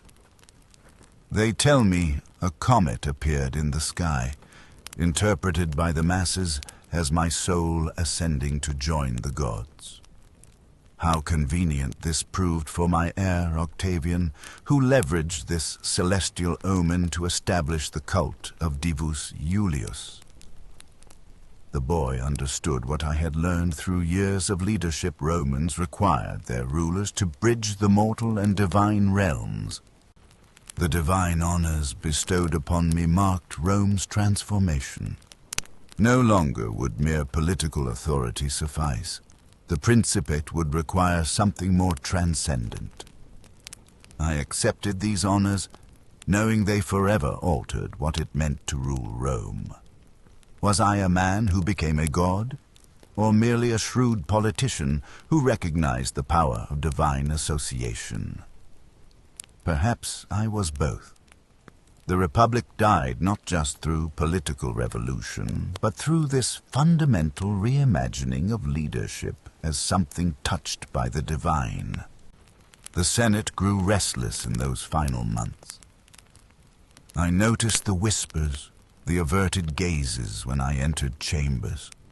My decision to remain seated as senators approached, a mere comfort for my aging legs, was interpreted as royal arrogance. They bowed and scraped before me, while resentment festered beneath their togas. How blind I was to mistake their silence for acceptance. Poor Metellus Simba learned my temper when he pleaded for his brother's return from exile. I dismissed him sharply, tired of endless supplications. "These matters are settled," I snapped. The Senate chamber fell silent. I saw the shock in their eyes, not at my refusal, but at my tone. Later, they whispered how I had mocked Sulla for relinquishing power. Sulla did not know his ABCs when he resigned the dictatorship. My enemies came in two varieties. First, the pardoned Pompeians who smiled to my face while plotting behind my back. I extended clemency, thinking gratitude would follow. Then there were my former allies who fought beside me at Pharsalus, only to find themselves overlooked in favor of new men. Cassius belonged to the first group, bitter and sharp. I respected his military mind, but never trusted his narrow eyes. The conspiracy grew like a shadow at dusk, gradual, then suddenly enveloping all. They met in gardens, in private homes, always careful to include men from different factions to avoid suspicion. Their masterstroke was recruiting Brutus. I loved him like a son, but they needed him for his name alone, descendant of the legendary Brutus who expelled Rome's last king. The symbolism was too perfect. They styled themselves as liberators, saviors of the Republic. What Republic? The one where Crassus and Pompey bought elections? Where men like Cicero defended the privileges of the few against the needs of the many? I sought to build something lasting from the ruins of their corrupt system. They called me tyrant while clutching their ill-gotten wealth and hereditary privileges. Their liberty was freedom to rule unchallenged. Could I have prevented it? Perhaps. The signs were there. Casca's nervous manner, Brutus's sudden withdrawal, Cassius's pointed questions about the Ides of March Senate meeting. My mistake was believing my achievements protected me. I thought my clemency policy wise and magnanimous. Now I wonder, should I have been more like Sulla after all? Less forgiving, more ruthless? Too late for such reflections now. The warnings began with Spurinna, that odd, intense soothsayer who approached me in the forum. His eyes, clouded with age, yet somehow piercing, fixed upon mine as he delivered those now infamous words, "Beware the Ides of March." I dismissed him with a laugh. Many sought fame by predicting doom for public figures. I had heard such prophecies before. Yet something in his certainty lingered in my thoughts. Calpurnia's nightmares troubled me more than I cared to admit. The night before the Ides, she woke screaming, her body drenched in sweat. She had dreamed of holding my bloodied body, of a statue of me pouring blood from 100 wounds while Romans bathed their hands in it. My dear wife, so practical in waking hours, begged me not to attend the Senate. For a moment, I considered honoring her fears. The signs multiplied. The sacrificial bull, when cut open by the priests, was found to have no heart, an omen so dire the officiants blanched. Strange lights danced across the night sky. Doors in my villa opened without human touch, and in the forum, birds of ill omen gathered in unprecedented numbers. I noted these events with curiosity rather than fear. A man who heeds every superstition accomplishes nothing. I dreamed I soared above Rome, beyond the clouds, my hand touching Jupiter's own. Some interpreted this as a warning of death, the soul leaving the body, but I saw it differently. Was it not a sign of my ascension, of divine favor? My entire life had been spent defying limits others accepted. Why should I cower before dreams and portents when destiny called me forward? That fateful morning, I yielded to Calpurnia's pleas and sent word I would not attend. Then came Decimus Brutus, smiling and solicitous. "Great Caesar," he mocked gently, "will you let a woman's dreams keep you from the Senate? They gather to bestow new honors upon you." His words stung my pride. Was I, conqueror of Gaul and Pompey, to hide in my home because of nightmares and bird omens? I decided to go. Perhaps it was vanity, the need to appear fearless before my peers. Perhaps fatalism. If the gods had marked me, could I truly escape? As I prepared to leave, Calpurnia grasped my arm with desperate strength. Her tears moved me, but not enough. "What comes, comes," I told her, kissing her brow. "A man should die but once." With those words, I stepped toward my appointment with destiny. I recall the fateful Ides of March as if it were yesterday. The Senate was to meet not in its usual chambers, but in the theater of Pompey, where a temporary meeting hall had been arranged. The irony did not escape me. Conducting affairs of state in a building named for my defeated rival. As I approached, the morning air felt unusually still. The streets of Rome quieter than normal. Something in my bones whispered caution, yet I dismissed it as mere superstition. Inside, the curved chamber was arranged with rows of seats facing a central speaking area. Senators arrived in small groups, their whispers echoing off the marble walls. I noticed Brutus and Cassius standing together, their expressions unreadable. Cimber approached with a petition about their exiled brother, others gathering behind him. Their formation seemed oddly deliberate, like actors taking positions before a performance begins. Still, I thought nothing of it. Cimber grasped my toga, an unprecedented breach of protocol. Before I could reprimand him, Casca lunged from behind. His dagger struck awkwardly, merely grazing my chest. "What is this madness?" I shouted, grabbing his arm. The chamber erupted in chaos.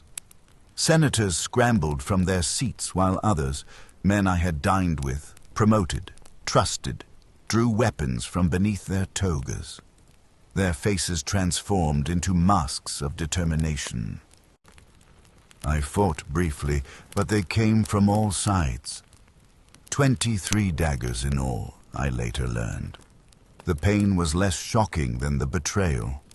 When Brutus stepped forward, his blade raised, something within me surrendered.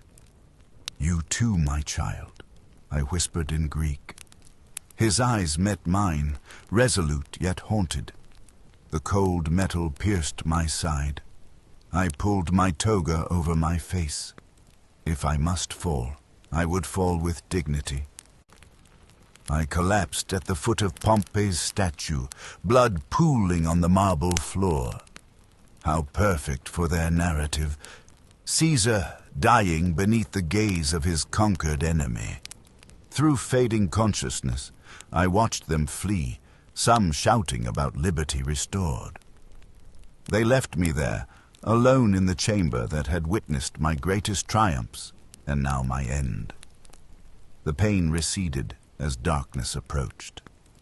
I thought of Calpurnia's dream, of warnings ignored. Yet here I write, for death did not claim me that day. The gods, perhaps amused by mortal schemes, allowed my spirit to observe what followed. My loyal Mark Antony would soon stand over my broken body, vowing vengeance. My young nephew Octavian would return to claim his inheritance.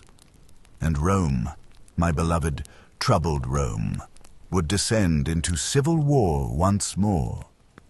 The conspirators' daggers ended my life, but ensured my immortality.